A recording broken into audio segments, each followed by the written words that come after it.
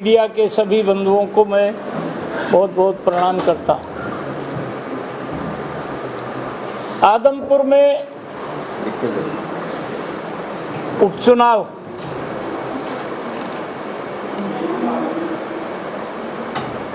आदमपुर में उपचुनाव कई बार हुए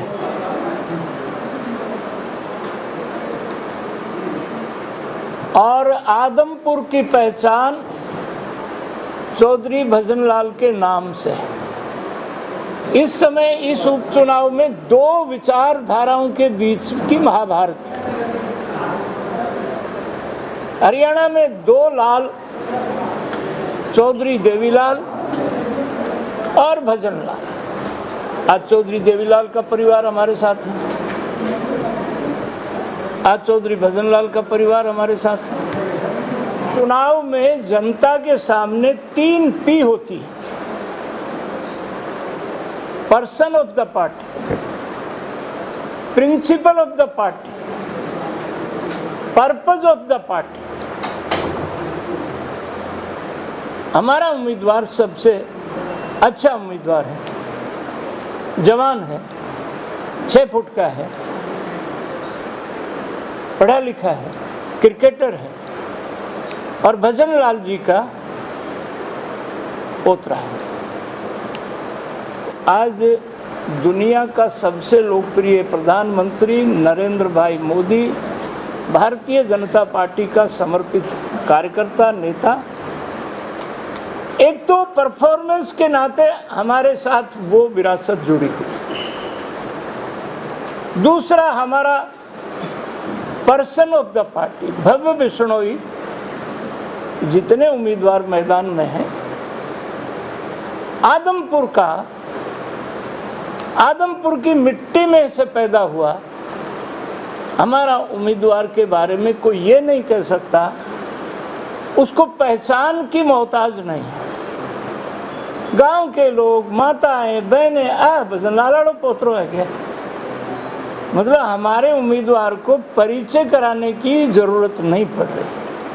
उम्मीदवार की सबसे पहले मतदाता से परिचय की दिक्कत आती है, वो दिक्कत हमारे साथ है। इसलिए आदमपुर का चुनाव हमारा भव्य बिश्नोई भव्य वोटों से जीतेगा। रामचंद्र जो पत्रकार जिसकी हत्या हुई है वो मेरा मित्र था। परमानंद गोयल की हत्या कैथल में हुई, किस आदमी के कहने से हुई? परमानंद गोयल की अर्थी को मैंने कंधा दिया था। 250 पत्रकार धर्मशाला, काम्बोज धर्मशाला सिरसा में, और चौधरी देवीलाल मुख्यमंत्री थे, मैं उनके साथ PWD मिनिस्टर था और चौधरी देवीलाल का माफीनामा लिखवा करके काम्बोज धर्मशाला गवाह है। KB पंडित पत्रकार संघ के अध्यक्ष मेरे साथ गए और वो मुझे, एक मुख्यमंत्री ने कहा था, थे मारा बाप की सरकार में मंत्री हो, पत्रकार संघ का अध्यक्ष हो।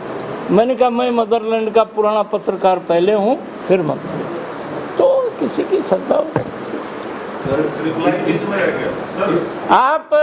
आप खड़े होकर के, मैं हाथ जोड़ के विनती करता हूँ कि आपके मन में जो शंका है मैं खड़े होकर सुनता हूँ, आप बोलिए। नहीं, आप बोलिए, आप राम रहीम के बारे में कहना चाहते हैं। राम रहीम को भारत की अदालत ने सजा दे रखी है।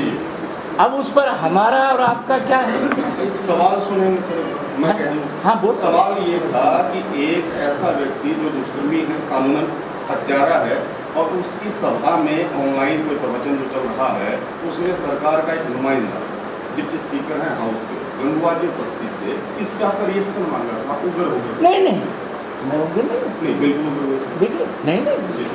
मैं मदरलैंड का पुराना पत्रकार हूँ। पत्रकारों की लड़ाई में हरियाणा में मंत्री होते हुए भी लड़ता रहा हूँ, पर आपका जो अंदाज था, कानूनी तौर पर अपराध किया, वो जेल में। रणबीर गंगवा हरियाणा के डिप्टी स्पीकर हैं। अब उस बात की जानकारी आपको है, हमको नहीं है, तो उस बात का हम क्या करें?